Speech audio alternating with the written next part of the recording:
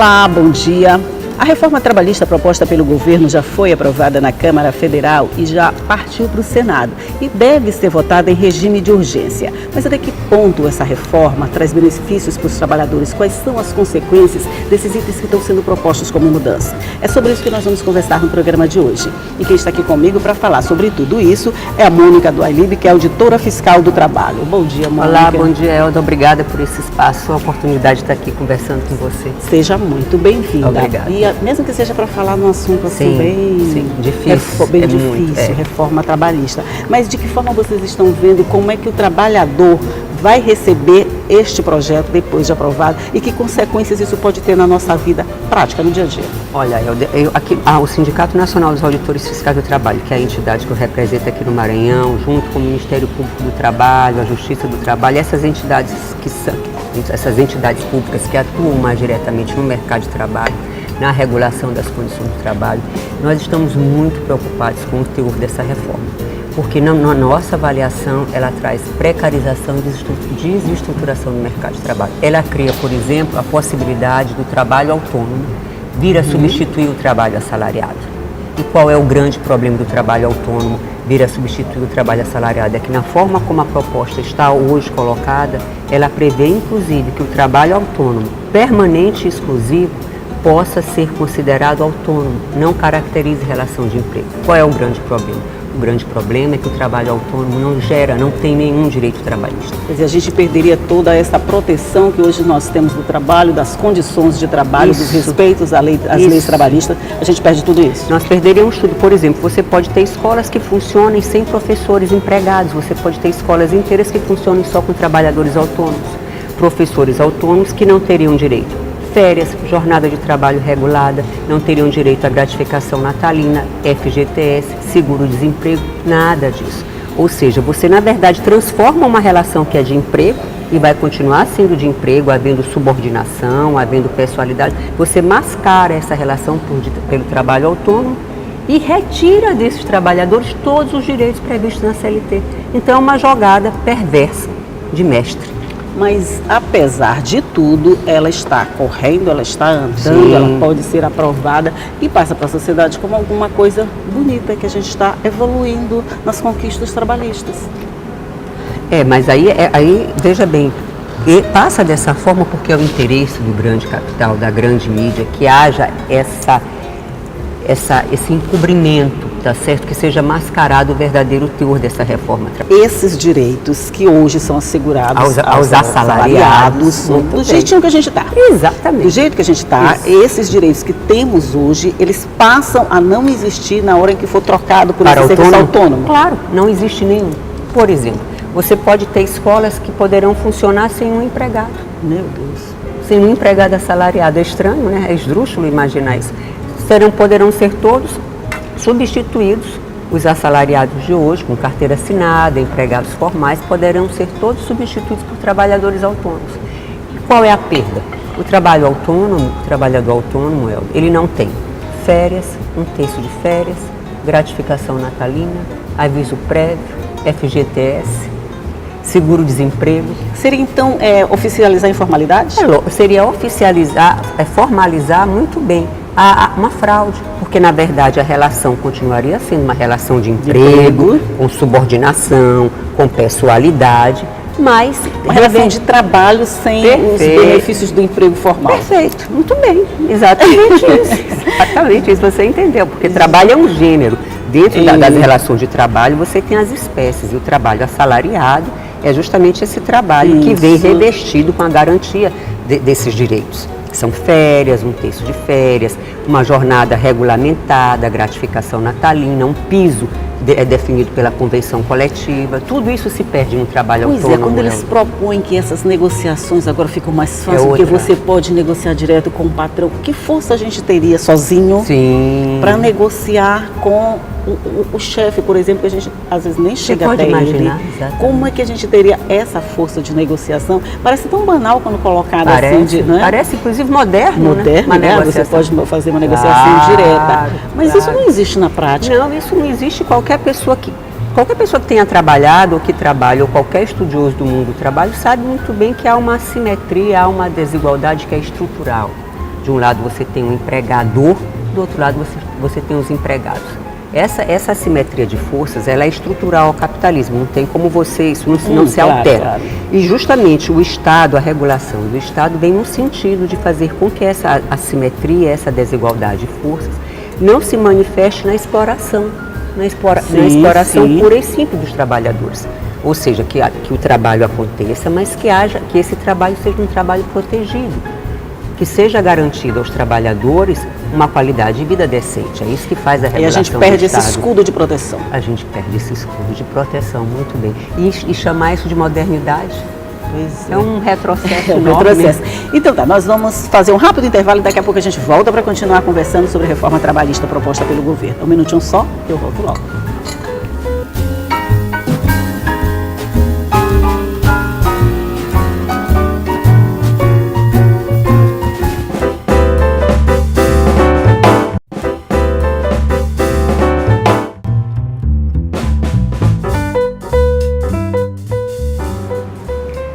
Estamos de volta aqui para o nosso segundo bloco de conversa sobre a reforma trabalhista e as consequências que ela pode trazer, né, Mônica? A gente já falou muito dessa coisa aqui. E o trabalho de vocês, como auditores fiscais? Eu acho que de alguma forma vocês têm o objetivo de fiscalizar e garantir esses direitos que a gente tem hoje. Exatamente. A partir de agora, como é que vocês vão fazer? Bom, você sabe que nós, auditores fiscais, nós somos... eu sou muito feliz com o meu trabalho, tenho muito orgulho do meu trabalho. Nós temos um privilégio, o nosso trabalho é garantir que os trabalhadores tenham, de fato, os seus direitos assegurados. Então, é um privilégio muito grande você chegar na realidade de uma empresa, encontrar uma série de irregularidades e, quando você termina seu trabalho, entender que o resultado seja, que aqueles direitos sejam, de fato, a partir de agora, garantidos para os trabalhadores. Então, a gente faz uma diferença muito importante, que eu considero muito importante. Com essa mudança, Elda, nós realmente não sabemos o que vai acontecer, porque caso ela seja aprovada, e nós ainda temos esperança que ela não seja aprovada, que os senhores senadores... Olha, vão ficar assim, de dedos assim, para ver se a coisa não acontece. Nossa, né? Nós estamos torcendo, fazendo tudo para daqui para a semana que vem, uma mobilização o máximo possível. Isso que eu estou fazendo aqui agora, vindo conversar com você, no Brasil todo está acontecendo. No Brasil todo os colegas estão se mobilizando, os colegas do sindicato nas suas regionais estão se mobilizando junto aos meios de comunicação, justamente aproveitando esses espaços de sensibilidade para tentar conversar com a população e esclarecer. Porque realmente, se essa mudança passar na forma como ela está proposta hoje, vai haver, em primeiro lugar, nós entendemos um enxugamento da massa de trabalhadores assalariados. Esses trabalhadores assalariados tenderão a ser substituídos por trabalhadores autônomos, pela figura do PJ, que já é comum, isso tende a se alastrar, tá certo? Ora, os trabalhadores autônomos, o trabalhador que é PJ, que é pessoa jurídica, ele não tem nenhum direito trabalhista, ele não é empregado, em tese. De fato, ele é empregado, mas formalmente, legalmente, ele não é empregado. Então, que direitos nós vamos assegurar para esses trabalhadores? Nenhum, porque eles não terão direito àquilo que a gente já conversou. Férias, jornadas de trabalho, tudo isso. Isso de alguma forma, eu não sei se inviabiliza, mas pelo menos diminui muito a atuação do auditor fiscal. Porque aí ele vai fiscalizar o que não existe? Não. Veja, nós fazemos uma gama de trabalhos. Por exemplo, combate ao trabalho infantil, que é uma bandeira antiga do Ministério do Trabalho, da Auditoria Fiscal, o combate ao trabalho degradante, análogo ao de escravo, a inserção de pessoas com deficiência no mercado de trabalho, a inserção de trabalhadores aprendizes, que já é o primeiro emprego. Inclusive, a inspeção do trabalho, a inspeção brasileira, ela é reconhecida pela Organização Internacional do Trabalho, pela OIT, como referência. Ai, que bom! É um motivo de orgulho muito grande no que se refere ao combate ao trabalho infantil e combate ao trabalho escravo. Nós estamos sempre recebendo em Brasília comitivas de outros países. É verdade. Olha, é bom a gente saber que a gente tem que exportar de bom, não é? Temos. É muito bom. Recentemente, há cerca de 15 dias atrás, o governo norte-americano fez uma ressalva elogiando a experiência brasileira no combate ao trabalho infantil, que muito nos honra. É claro, é muito bom, trabalho reconhecido, né? Muito, porque você veja bem, qual é a grande diferença em relação ao trabalho infantil e ao trabalho escravo, Elda, no nosso entendimento? É que eles deixaram de ser naturais. Nós trouxemos para tornaram-se questões sociais, tornaram-se problemas sociais. Eles aparecem como problemas sociais e não coisas naturais. E não situações naturalizadas. Então, hoje, eu tenho certeza, quando qualquer cidadão, eu, você, qualquer um de nós, vê uma criança de 10, 11 anos trabalhando na rua, vendendo jornal, vendendo picolé, vendendo pipoca, aquilo nos chama a atenção. A gente sabe que tem alguma coisa errada. Você já não passa por essa criança trabalhando como se fosse natural. Então isso é um avanço, isso é um processo de conscientização muito grande. É isso que muda, é isso que muda. A cultura, é a conscientização que vai mudando esses hábitos. A mesma coisa com o trabalho degradante. Hoje, quando você vê imagens na televisão de trabalhadores se alimentando junto com o gado, trabalhadores dormindo ao relento, trabalhadores comendo comida podre, sem nenhum tipo de dignidade, aquilo já nos chama atenção, aquilo já nos serve como alerta, isso não está correto. Então, nós entendemos que é claro que há mudança na legislação, mas essa mudança cultural também, das brasileiras e dos brasileiros entenderem que criança trabalhando é errado, deve ser combatido, que o trabalho tem que ter condições dignas, mínimas, ainda que esse trabalho seja lá na zona rural, lá num povoadinho onde ninguém chegue, não importa. O que importa é que aqueles trabalhadores tenham condições de vida minimamente decentes. Então, essa mudança cultural da sociedade brasileira é muito importante. Ela ocorreu nos últimos 30 anos e hoje nós entendemos que ela está consolidada. Nós temos certeza disso. Né? Essa é a coisa que não se dá um passo atrás, daqui é só para frente. Nós esperamos que não. Meus filhos, os teus filhos, os nossos filhos, quando não admitem mais o trabalho de criança, não admitem mais o trabalho degradante, nós sabemos que aquilo não está correto. Entende? Então isso é um ganho social muito importante. E nós não esperávamos que essa reforma trabalhista viesse justamente num momento como esse, num momento de recessão, com trazer tanta precariedade. Porque qual é o discurso oficial? Não é? Tanto da grande mídia, quanto do governo, quanto dos senhores congressistas que estão apoiando essa mudança grande. O grande mote, o grande objetivo, supostamente, seria criar emprego. Só que as pessoas se esquecem, isso é um argumento falacioso, que há 10 anos atrás nós tínhamos pleno emprego.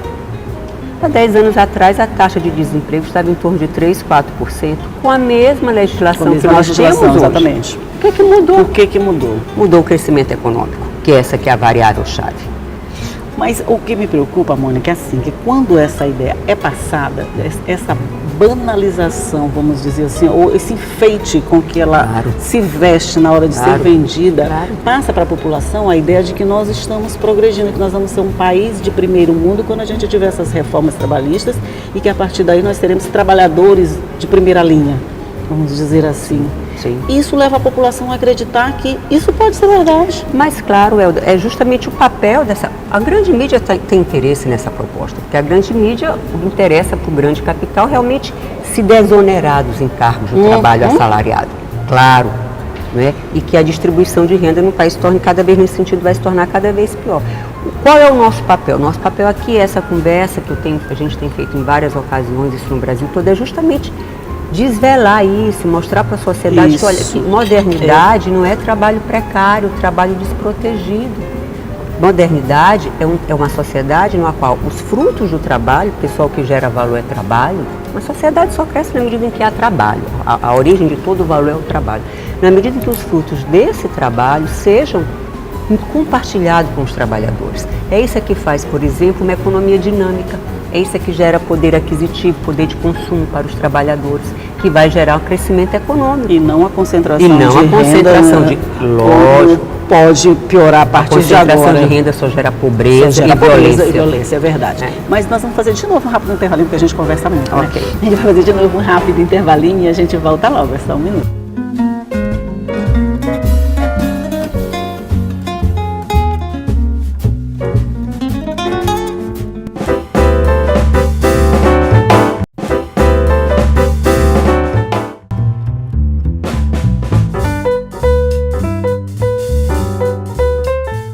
Estamos de volta para o nosso terceiro bloco de conversa aqui sobre as reformas trabalhistas propostas pelo governo e a gente estava falando nessa banalização da coisa. Mas antes de terminar, Mônica, a gente não pode, eu guardei esse terceiro bloco, a gente conversar um pouquinho também sobre a reforma previdenciária. A gente está falando da reforma trabalhista, mas nós temos outras reformas aí em andamento que também devem seguir o mesmo ritmo da reforma trabalhista nesse processo de aprovação. Essa também a gente sai perdendo, né? Essa é ainda mais esdrúxula, se é que a gente pode imaginar alguma Gostei desse nome, deixa eu servir aqui enquanto a gente conversa. Veja bem, assim, o que é que sobressai, o que é que nos causa muito estranheza em relação à reforma da Previdência é o seguinte: ela prevê, pelo menos na forma em que está hoje, colocada hoje, porque ela deu uma parada agora, né? Ela prevê que as mulheres trabalhem até os 62 anos e os homens trabalhem até os 65 anos.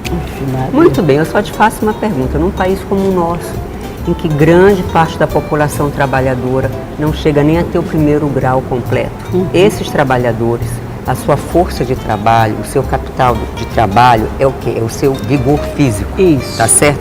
É a sua energia física. Muito bem. Você consegue imaginar um trabalhador de 58 anos na construção civil? Consegue? Não, não consegue. Onde lá o vigor físico é quase uma... Claro, não, é um pré-requisito básico, isso, essencial. Não vai acontecer, essas pessoas não vão encontrar trabalho. Os homens de 58, 60, 62 anos vão trabalhar na construção civil? É claro que não vão trabalhar porque eles não têm posto de trabalho para eles. As senhoras de 58, 60 anos vão trabalhar como faxineiras, vão trabalhar como serviços gerais, será que elas terão condição física de fazer esse trabalho? Eu estou dizendo isso para chamar a atenção que a gente esquece que a nossa população trabalhadora, grande parte dela, ela oferece o quê? O seu vigor físico, tá certo? A sua energia. E à medida que você vai envelhecendo, naturalmente você perde. É a lei natural da vida. É a lei natural. Então, como é que essas mulheres e homens vão se inserir no mercado de trabalho com 60, 61, 62 anos? Não vão encontrar trabalho. E aí elas vão fazer o quê? Porque elas não poderão se aposentar, mas em compensação elas terão que continuar sobrevivendo, como todos nós. Sim. Como elas você não para de trabalho, não morre vai morrer no mesmo dia, né? As pessoas não vão morrer de fome, as necessidades das famílias não vão desaparecer. Exatamente. Então as pessoas vão ter que continuar tendo algum tipo de renda.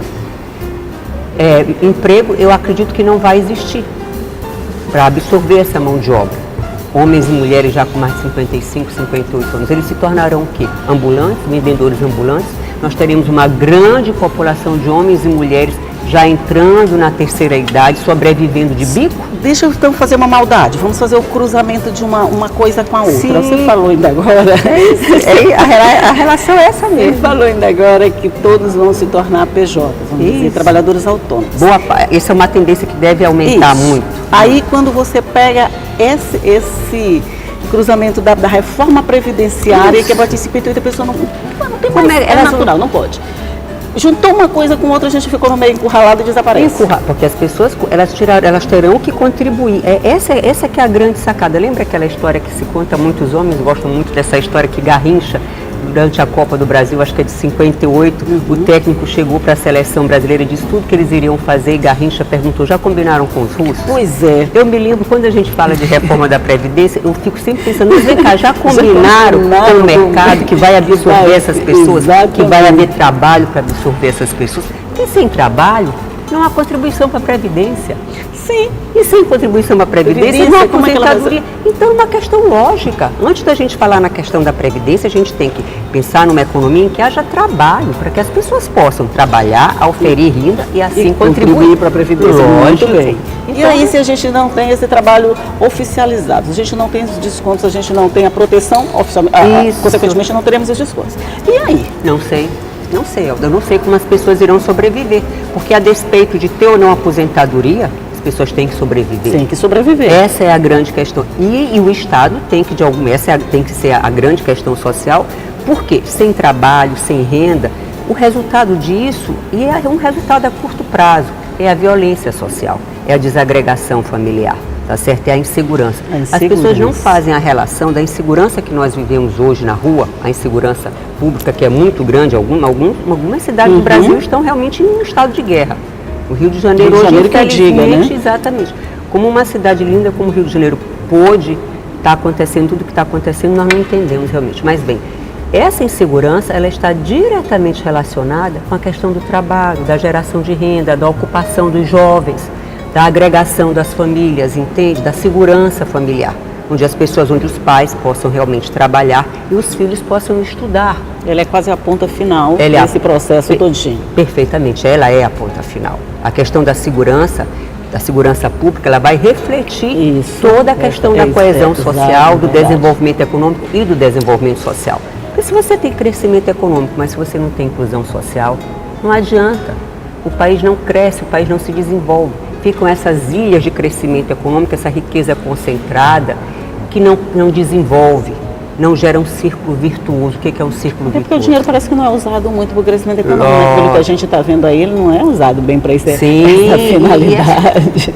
Essa infelizmente. é uma outra questão. Essa é uma outra Só uma última discussão. pergunta, Mônica. Você vê a possibilidade da mobilização da gente, das pessoas, da sociedade, de alguma forma, dar uma freada nisso e mudar o rumo desses acontecimentos? Nós acreditamos nisso. Até o último momento, Elda, o Sindicato Nacional dos Auditores Fiscais do Trabalho, que aqui eu represento o Maranhão, nós acreditamos nisso e nós estamos trabalhando dentro do possível para isso. O movimento sindical também tem se movimentado, tem feito um trabalho grande de sensibilização. Nós temos que acreditar nisso. É verdade. Não é? Nós temos que acreditar e temos continuar que trabalhando. fazer a nossa parte de mobilização para que isso Perfeito. aconteça Perfeito. realmente, né? Perfeito. Porque depois só chorar não vai adiantar nada. Não. Chorar não vai adiantar nada. Não vai mudar. Olha, Mônica, muito obrigada por toda essa conversa que a gente teve. Espero que você agradeço. volte mais para a gente conversar mais a respeito. A gente falou muito pouquinho da previdenciária, Vamos né? A gente conversar mais sobre a depois. trabalhista, que uma está tão ligada à outra, né? Que a gente tem que fazer o cruzamento para ver É isso mesmo. as armadilhas É que isso estão em cada ponto. E a sociedade que nós estamos projetando para nossos Exatamente, filhos. para os nossos filhos, exatamente. O que é que eles vão encontrar o que é que eles vão depois, né? encontrar. Mas, de Bem. qualquer forma, muito obrigado. Bom dia para você. Bom dia, eu que te Tomara que agradeço, essa Elda. luta dê resultados. Muito obrigada pelo espaço. Foi um prazer. Ok. E você já sabe, tudo isso que a gente discutiu aqui fica à sua disposição no nosso site, no al.ma.leg.br/TV, e você pode também nos seguir nas nossas redes sociais. E todos os dias eu estou aqui esperando você cedinho às 8h30 da manhã com notícias, com entrevista, com tudo para deixar o seu dia muito bom. Tchau!